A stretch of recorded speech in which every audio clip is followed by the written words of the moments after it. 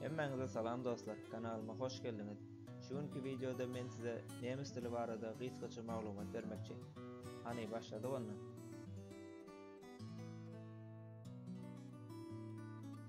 Nemis dili Germanik dil toporuna degişlidir.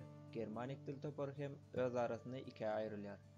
Birincisi Günwatar Germanik, ikincisi bolsa Demirgazyk Germanik dil topory. Günwatar Germanik dil toporuna Niderland dili, Nemis dili, Fries, İnglis dilleri degişlidir. Bu diller bir-birine ýakyn we meňzeş bolan dillerdir. Demirgazyk Germanik toporuna bolsa Skandinaw dilleri, Norweg dili, Şwed we İsland dili degişlidir. Bular esasen Ýewropanyň Günwatar we Demirgazygyna ýerleşen ýurtlaryň gürleýän dilleridir.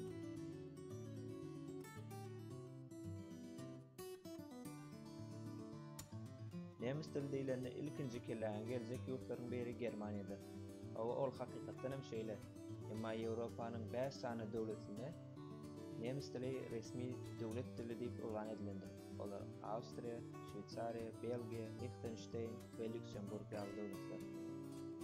Galy berse-de Ýewropanyň ululuk kiçili döwletlerinde nemis dili gürleýän halklar, nemis dilini ulanýan adamlar ýaşaýar. Bular esasen Ruminiýada, Wengriýada, Sloveniýa, Slowakiýa, Çekiýa we Polşa ýaly döwletlerdir. Nemis diliniň grammatikasynyň esas tapawutlanýan ýeri onuň içinde jinslaryň bolmagydyr. Nemis dilinde 3 sany jins bar, olar maskulin, feminin we neutrum. Bular nemis grammatikasynyň esasy özelligidir. Bular ýaly tapawutlanmaz rus diline hem duş gelip bilersiňiz. Nemis alfabetinde 26 sany harf bardyr we oňa gatdyldan ýene-de 4 sany harflar ýa-da simbollar hem goşulýar. Nemis diline atlaryň hemmesi baş harf bilen ýazylýar. Şonuň üçin sözlemiň ortasynda ýa-da sözlemiň soňunda baş harf bilen ýazylan sözlere gawat gelseňiz muňa hiçem gen galmandyr.